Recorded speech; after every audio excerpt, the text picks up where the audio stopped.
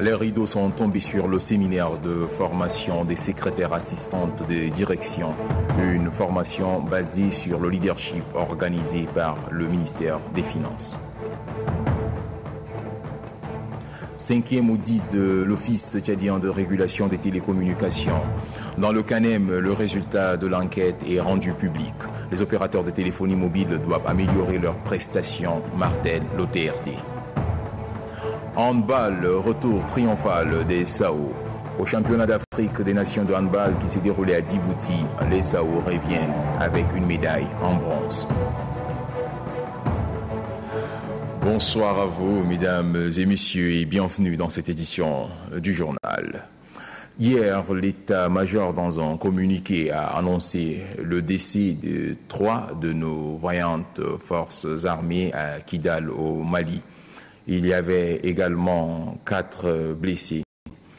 Parmi les blessés, le 2e classe Yacoub Bokor Soudia, il a succombé de ses blessures. Le bilan s'élève donc à 4 morts et 3 blessés. Notre confrère Eliakim Dokpane Vanambil, décédé le 7 avril dernier de suite d'accident de la circulation, est inhumé cet après-midi à N'Djamena, au cimetière de Toukra. Journaliste de formation, Feu Eliakim a travaillé dans plusieurs institutions et organes de presse, notamment à la radio FM RT. Il fut secrétaire général de l'Union des journalistes tchadiens avant d'être élu par ses confrères vice-président de cette association. Feu Eliakim fut également président du comité de gestion de la Maison des médias du Tchad. Secrétaire, assistante et leader, c'est le thème d'un séminaire de formation clôturé aujourd'hui, même à N'Djamena. C'est un séminaire organisé par le ministère des Finances et dont l'objectif est de valoriser la fonction de secrétaire assistante de direction. Estelle Abdelkader. Elles sont environ une vingtaine de secrétaires assistantes issues des différentes directions à améliorer leur capacité dans l'exercice de leur posture. Durant 5 jours d'intenses travaux, les participantes ont fait une analyse de leur noble métier. Ensuite, elles se sont familiarisées avec la maîtrise des fiches, l'organisation, la planification, le suivi et l'évaluation des activités. La gestion du temps et les priorités du service ne sont pas perdues de vue par le formateur. Une rencontre qualifiée de riche et bénéfique pour le formateur. Le représentant du président du comité de pilotage exhorte les séminaristes à mettre en pratique les connaissances acquises.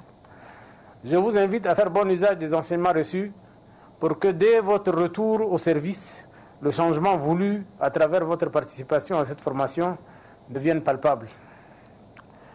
D'ici là, que nous envisageons la meilleure formule possible pour sensibiliser vos patrons sur les atouts et les gains qu'ils auraient à vous laisser jouer pleinement votre rôle auprès d'eux, en vous laissant gérer le rendez-vous par exemple. À la faveur de ces assises, quelques recommandations ont été formulées. Les participants demandent au ministère tutelle de multiplier de telles formations, mettre à leur disposition des moyens roulants et du matériel informatique.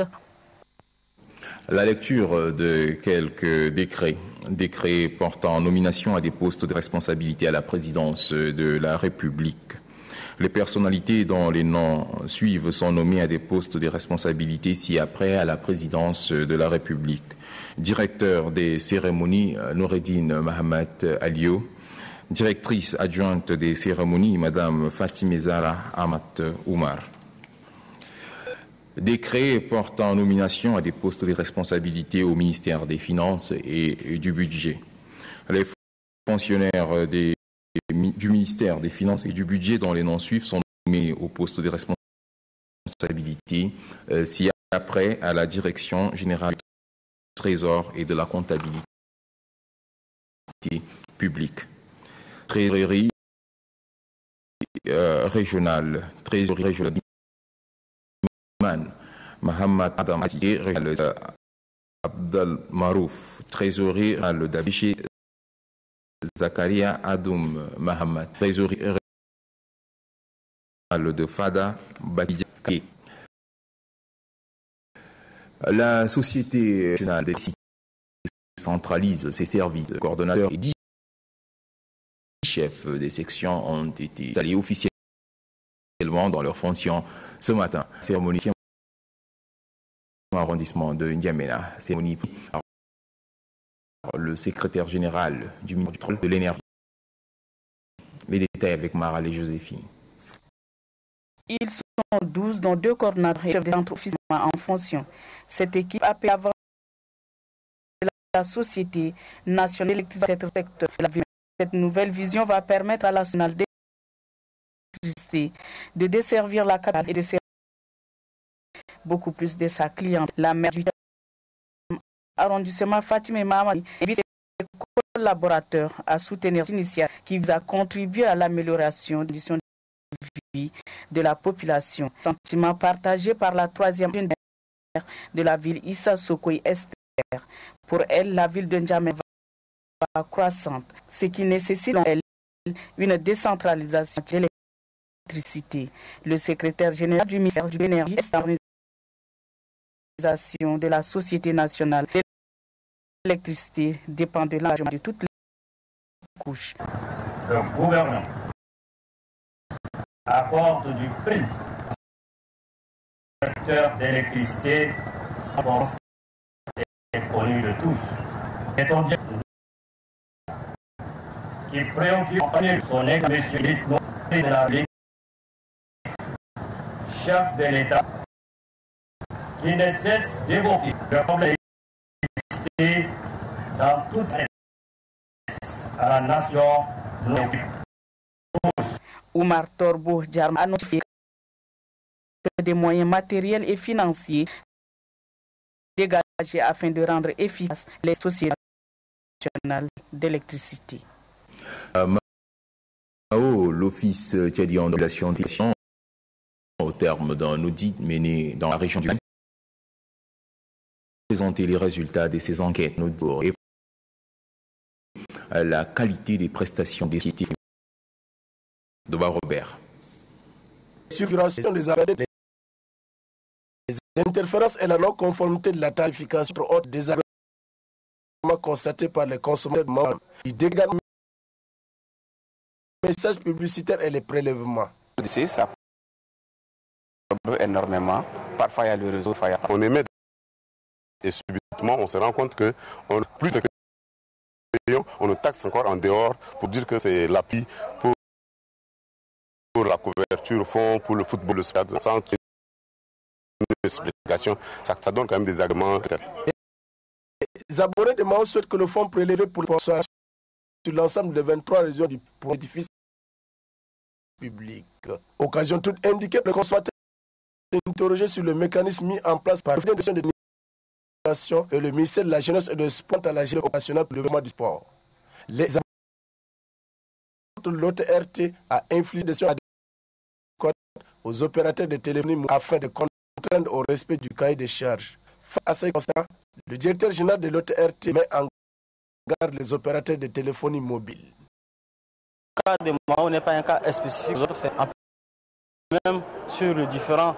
Nous avons un peu sillonné et que nous allons encore une fois de plus, si 20, il y aura une deuxième mission qui va venir évaluer l'état des réseaux que nous avons présenté pour voir s'il y a une spécificité réelle de Mao ou bien si c'est toujours dans des états vraiment améliorés. Le gouverneur de la région du Kanem invite les opérateurs de téléphonie mobile à prendre en compte toutes les critiques faites en droit. Des critiques qui permettent de répondre aux attentes des consommateurs. 2 morts et plusieurs blessés suite à un incendie de gasoil. Incendie survenu dans un atelier de usure. Le préfet du département doit accompagner de ses proches collaborateurs dans les lieux pour constater l'ampleur de la perte des vies humaines et l'absence de pompiers dans la ville d'Abidjan. Inauguré dans le département de Daba, c'est épisé par le président du Conseil des Afriques, Hissène Hassan Abakar. C'était en présence administrative de la localité. Gisdan Chanikoud. Les départements du village Oumo, situé à kilomètres de la Boron, dans l'Allégresse. Le chef de l'Idrit a répondu favorablement sollicitant leur offre ce nom. Ce qui est inauguré à une capacité de 10. Le président du Conseil supérieur des affaires islamiques, Hissène Hassan Abakar, a demandé aux fidèles de veiller à ce prière et d'en faire barrage. Le préfet du département de Dababa, Senoussi Ahmad, a remercié les plus hautes autorités pour cet acte de générosité à l'endroit de la communauté musulmane de la localité. Il appelle la population à entrer ce cadre idéal de prière et d'apprentissage du Saint-Coran. Le préfet a recommandé qu'elle soit toujours disponible pour permettre à tout musulman d'accomplir le devoir religieux. C'est une source d'énergie et d'un château d'eau, un logement pour l'imam et chantier. Le premier imam de la grande mosquée de Djamena, Al-Nour Al-Helou, a saisi cette occasion pour appeler tout musulman ayant des moyens à un pour tout en soulignant que l'islam est une religion de dialogue de respect. Il a exhorté tous les fidèles à l'unité afin de contribuer efficacement au du pays. Une médaille de bronze pour médaille remportée lors du championnat d'Afrique. Les représentants du Tchad de retour, ils ont été accueillis à l'aéroport international de Grand Gatia-Mirima. C'est à 12h30 que l'équipe de handball Sao foule le sol de l'aéroport international Hassan Djamouz, composé d'une délégation de 19 membres, dont 14 joueurs. L'équipe Sao handball est accueillie par le président de la Fédération tchadienne de handball.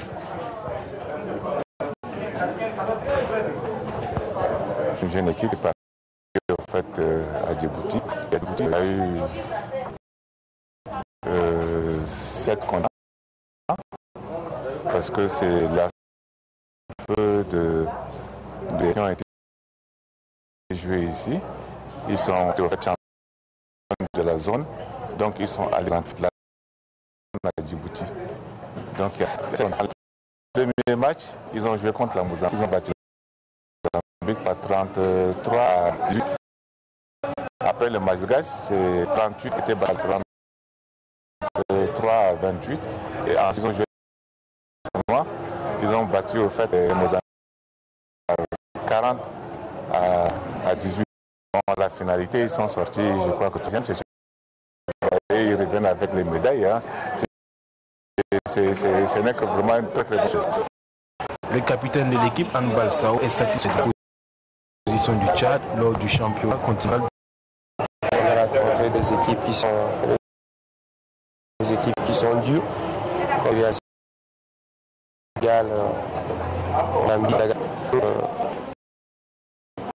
on s'est sacrifié pour notre pays. Sao, c'est pas on a fait de notre mieux, beaucoup mieux pour sortir la troisième. L'équipe Sao de handball a aucune chance de Sénégal à l'issue d'un âpre match en faveur du Tchad. Au cours d'un document au ministère de la Jeunesse et Sport de haut niveau, Boudamamou a présenté le bilan de la 11e édition du Semaine nationale des sports scolaires et universitaires qui s'est déroulée du 3 au dernier. Suivez un extrait de ses propos. Nous avons accueilli pour cette édition 2500 jeunes. Sur le plan sur les 20 enregistrés, nous avons eu à déplorer l'absence de 2 grandes régions de renommée. Il s'agit de la région occidentale et de la commune de N'Djamena. L'absence a contribué pour beaucoup à l'installation de certains corps s'ils ne sont pas tombés. Sur le plan, nous disons que l'État tchadien a fait preuve de maturité citoyenne, car sur les terrains de jeu, sur le large Tchad, les responsables ont occupé la place dans les. Bref, n'est-ce bien dit. Sur le résultat, si les records ne sont pas tombés ou peu s'est passé dans l'éthique du fair play. Ici, le comportement exemplaire et responsable de la région de l'île face à une situation de règles de jeu dont a laissé passer au profit de la paix retrouvée. Ce qui a eu à l'Enedi le trophée de fair play. Je voudrais tout simplement vous dire, mademoiselle Mosso Adem, de 11 ans, médaille d'or 800 mètres, 1500 mètres à la deuxième édition de N'Djamena, a réédité son exploit à Doba en achetant encore la médaille d'or aux 800 1500 mètres. Mademoiselle Denis de a été déclarée pion du 100 mètres et nous avons le jeune Abdelkader du d'or la N'Djamena a réédité également son exploit et a arraché non seulement médaille d'or mais aussi médaille aux 800 mètres. Mesdames et messieurs, le bilan sera déposé par le secrétariat des Jeux et vous y trouverez l'information des données statistiques. Sport toujours du football. Cette fois-ci, 3e édition du tournoi de football cadet de N'Djamena. L'autre formation et d'animation a battu l'Africain en live au stade Imadoui.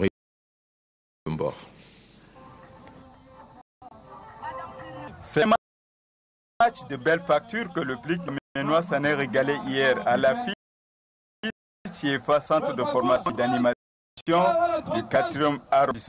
Le club africain du 2e arrondissement est public. Dès l'entame du match, les attaquants des deux équipes ont annoncé déjà les couleurs.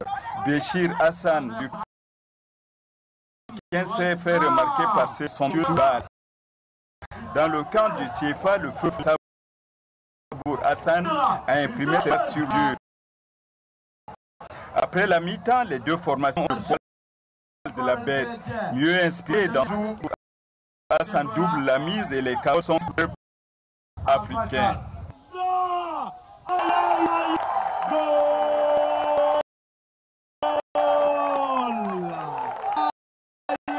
Le président de l'Union d'école de foot, Adam Hadji, a saisi cette occasion pour remercier et féliciter tous ceux qui ont mis la main à la pâte pour la réussite de cette 3e édition du tournoi des jeunes de N'Djamena. Ce tournoi a été un cas idéal de brassage car avant tout la victoire du football. Reconnaissons-le, mais avec la contribution des responsables des écoles de football et de l'ensemble des partenaires de l'Union, nous avons réussi à surmonter les obstacles. Le directeur du sport de niveau Nas Mamadou Bodjim a déclaré que le Nous sommes là, je crois que les organisateurs même peuvent déjà vous dire que nous sommes en train de faire pour ces jeunes d'une manière générale et pour le football particulier. Nous ne cessons de venir en aide parce que nous étions présents à la première édition comme à la 2e édition et à la 3e édition. Le soutien du ministère ne leur fera jamais. Le club de football de D1 de N'Djamena ont de quoi renforcer leur dispositif.